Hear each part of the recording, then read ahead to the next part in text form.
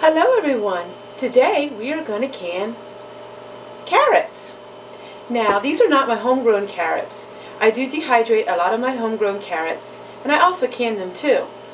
But at the local discount grocery store these carrots were on sale for 5 pounds for $2. And I thought that was such a great bargain. I was not going to let that go. So I'm going to show you today how I can my carrots.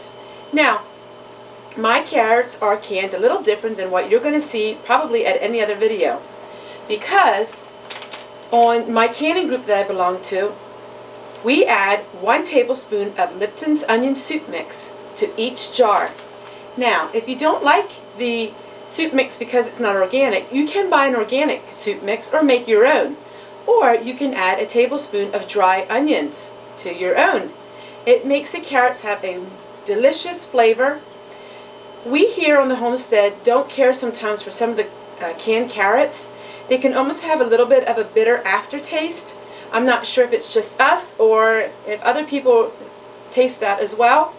But when you add a tablespoon of Lipton onion soup mix, it tastes just like carrots that were in a beef stew. My carrots, as you can see, they are cut up in chunks. I don't slice them very thin because this is going to go into stews and lots of roast. So we're going to fill up our jars. My jars were already washed. So we're going to fill up all my jars, and I have 7 jars, but I don't think I'm going to have enough of carrots for 7 jars. So carrots is one of the easiest things that you can can. There's 1 jar. I'm going to fill all 7 of these, and then I'll get back to you and show you what we do next.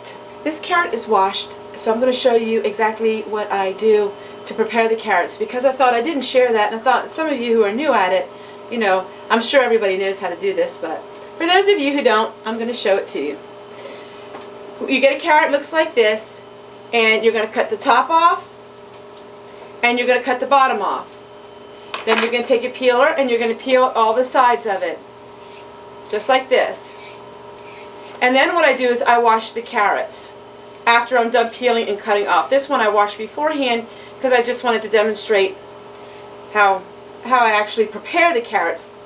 So then it looks like this, and like I said, I don't cut it in jars. I don't cut it real fine because they're going to get cooked good, and I like them in beef stews, and I like them in soups, and really are good for roast. So I cut them up like that. So it looks just like this. Okay, so now what we're going to do is we are going to add 1 tablespoon of the Lipton onion soup mix.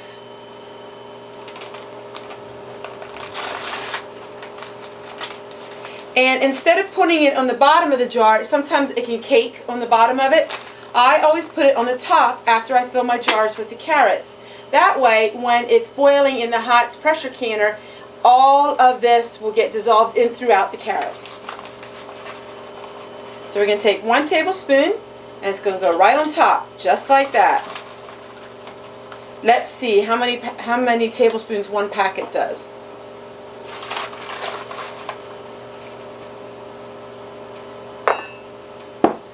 And make sure you don't fill your jars too full with the carrots, like I did there. Okay. It doesn't have to be 100% a tablespoon. You kind of just, I'm the kind of cook that kind of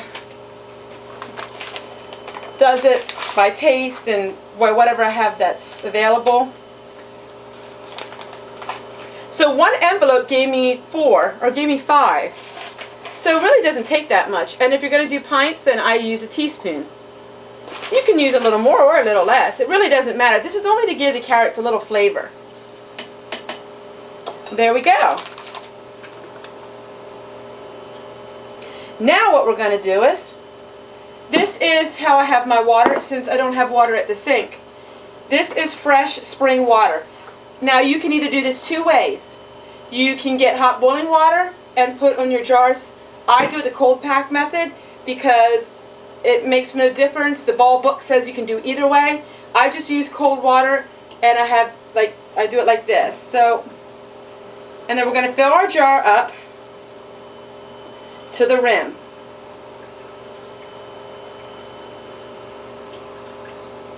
Just like that. And then what we're going to do is, and this one's a little full too, if one's sticking up a little bit, just put it into another one like that. And we're going to take something and we're going to poke through it to get all the air bubbles out. Because air bubbles, what happens when you're canning, and if you don't debubble it, what will happen is the air will escape while you're canning, and then your liquid can go down to here, and then you have exposed vegetables. It doesn't matter if they're exposed as long as it's sealed, but they can turn kind of an ugly color and they get dried out. So to debubble is a lot better. The less air in your jar, the better, because the better the seal will be. Sometimes if you don't debubble, maybe your seal can pop because it has too much air in it. But see, that's all you do. You just poke around a little bit at it, and now we have one that's done. I'm going to do all of these, and then I'm going to get right back to you, and I'm going to show you what we do next. Very easy steps. Okay, now all 7 jars are filled with water, and they're debubbled. Now, Tessie has to give another disclaimer. For some of the new people that are watching my videos, because I gave this disclaimer on my other videos, but I want to give it again. Putting Lipton onion soup mix is not USDA approved. I follow most USDA regulations, but you're going to find that I can cheese, I can butter, and I can some things that aren't USDA approved. So if you follow exactly by the book, then you just don't need to watch this video. But I have done this for 15, 20 years, and I know all of my friends are, and it's dried Lipton onion soup mix or dried onion, so there is really, I don't see an issue with it. And I am pressure canning, but if you do not like pressure canning that is not exactly written by the law, then you don't want to do this, and that's fine, and you can just watch for entertainment, or you don't need to watch at all.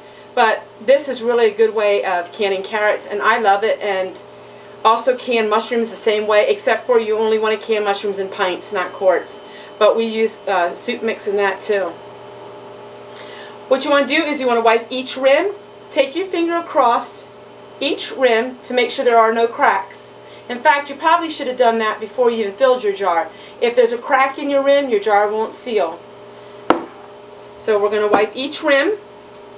I'm a little more detailed with this canning because some people are really asking for more details. They like that I explain it to them.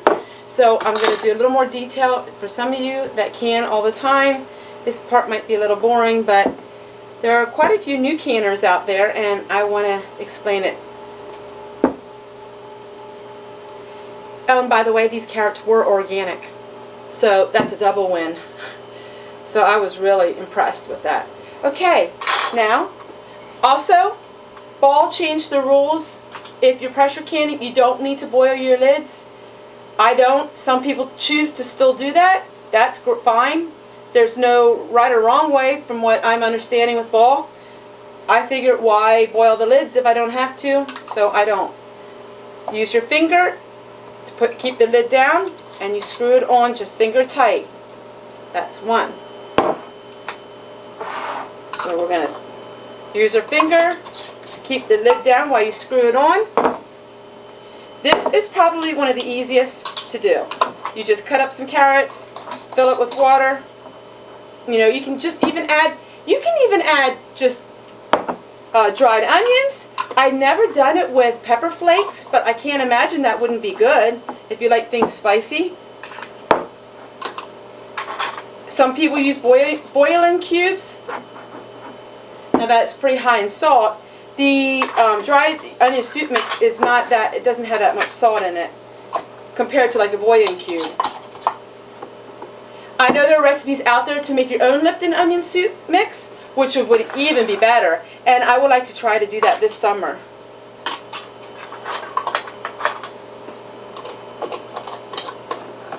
Okay, now they're all screwed on, and I'm going to take my camera and I'm going to show you the next step.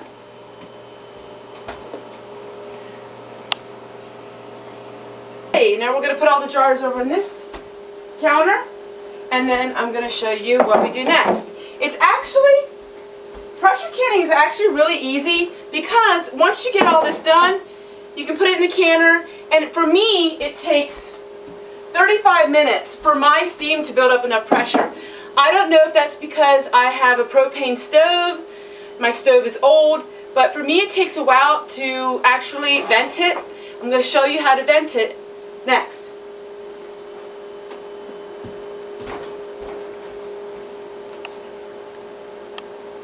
Okay, so this is how I have my water. So what we're going to do is we're going to fill up my pitcher with water. And we have to put water in the bottom of our canner. It's a Presto canner is what I have. And I'm going to show you how much I put in. Usually I think it's 2 quarts. I may be wrong on that. I just go by looking at it. You just want to have enough water that you have a steam. And being that we're only canning this for 30 minutes, 30 minutes isn't that long. You don't need to have quite as much water. And some of you that are professional canners, I know you watch me, you're going to say, oh, Tessie, you know, I wouldn't do this or that. But this is what I do. I've done this my whole married life. And this is how my grandma taught me. And everyone and everything in life does things a little different. You've seen my pantry. I never have a problem.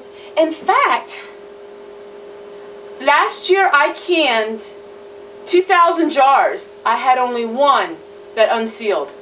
And I know why it unsealed, because when I was putting the jars up on the shelf, yeah, it fell and it knocked pretty hard. So I placed it somewhere in front so I would see, because I was afraid that it would become unsealed. All of our jars are in our canner, and we're going to put water in.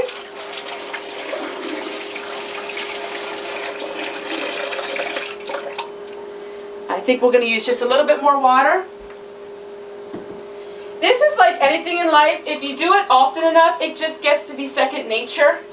So, the first time I pressure canned, girls and boys, I was nervous. I sat on a chair in front of my stove and stared at the gauge for 30 minutes. I was so scared.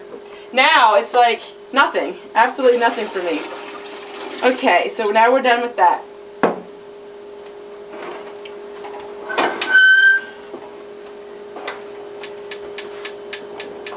Okay, now the stove is on. I like the Presto canners because I like the dial. Some people use the weight. I don't know. I don't understand that. I'm just maybe too simple for the whole idea. But I like to see exactly what's going on. I'm the kind of person, when there's a storm outside, I like to be looking out the window and watching and seeing what's going on, because I want to keep a track on everything. There's some people that run and hide. Not me. I have to see. So that's why I like these Presto canners, because I like to see what my pressure is. So, the lid interlocks, just like this, and you're going to twist it shut.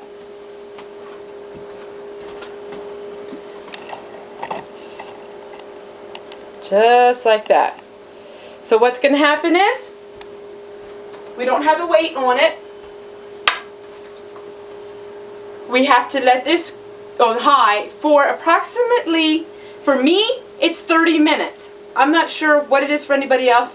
And we know when it's ready when we get a big, steady stream of steam coming out of here. And when the steam is out and it's steady stream, then we're going to put our lid and lock it. I'm going to show you what happens next when we're ready. So in this next 30 minutes, Tessie can clean up her kitchen and do some other things. You don't need to be standing and watching this and being nervous about it until you get your weight on. Right now, the steam is going to come right out of here. It's not building up. So we can walk away, we can do what we want to do, and then when we see a bunch of steam, you'll hear the steam too, kind of, then we'll come back and we'll do our next step. And then we're almost done.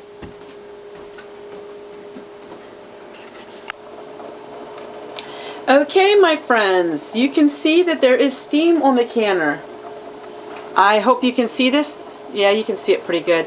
See how that steam is? Now it's been steaming like that for about 6-7 minutes. So we can go ahead and put our weight on it.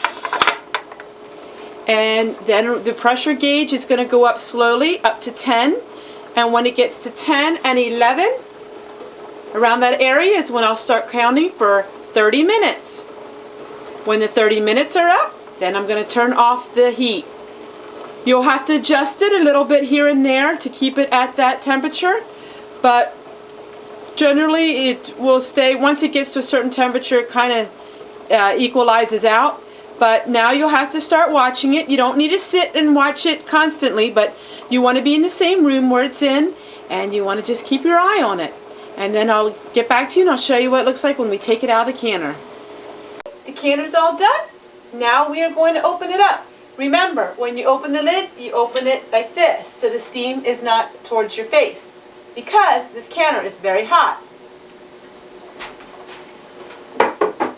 Now we'll take a look and see what our carrots look like. If you all could smell this, the scent is amazing. It just smells just like beef stew. It smells like you were cooking all day. And take a look. Here is our carrots, all nice. They turned out perfect once again.